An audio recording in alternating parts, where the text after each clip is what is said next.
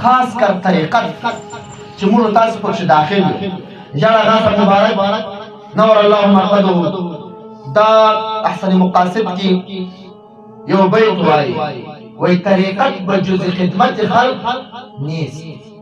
طریقت وایي دې چې د خلکو خدمت کوه.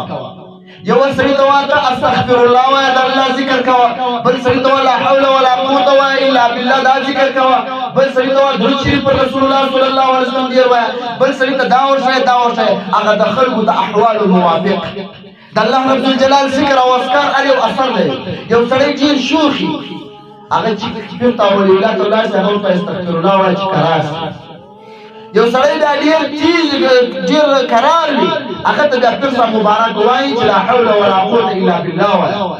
یو سړی بیا په بل مرض اخته دا ستا په زړه کې چې کوم مرضونه دي دا ټول د الله په ذکر ایسته کېږي. ستا په زړه کې حسد دی، کینه ده، بغض ده، ریا ده، دا هر یو ذکر لري چې په هغه سره به ستا دغه مرض ستا د زړه ته وځي. یو قسم ذکر وي ستا څخه حسد لرې کوي، ستا څخه بغض لرې کوي، ستا سره په کلي او معاشره کې بد اخلاقي لرې کوي. دا د رب العالمین ذکر او اذکار دي او هر ذکر ځان ته ثواب لري او هر ذکر ځان ته خوند لري.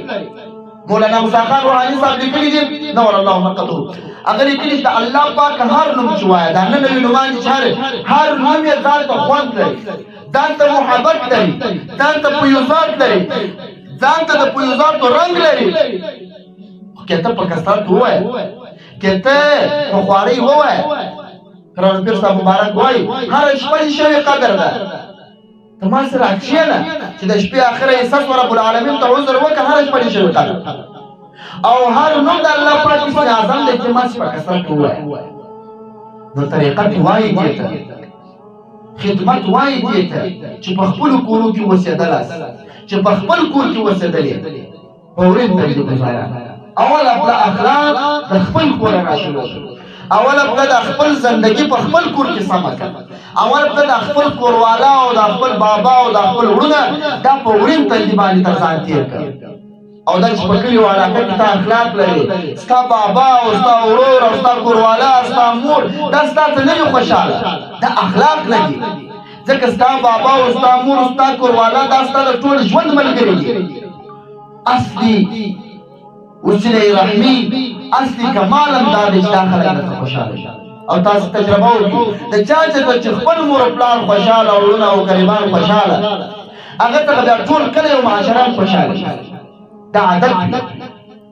نو مقصد مې دا دی د طریقت هم مقصد دا دی کوم کسانان چې وس مو کار کوي د الله پاک د دین خدمت کوي، د الله پاک د مخلوق خدمت کوه. په دې نیت یې مه کوه چې دا څوک دی، په دې نیت یې وکړه چې دا د رب العالمین یو مخلوق دی، الله رب الجلال پیدا کړی دی. زه به پر دغه سړي رحم وکړم، رب العالمین به پر ما رحم وکړي. دا د الله مخلوق دی، زه پر ده رحم کوم، زه د ده سره احسان کوم، رب العالمین به پر ما احسان وکړي.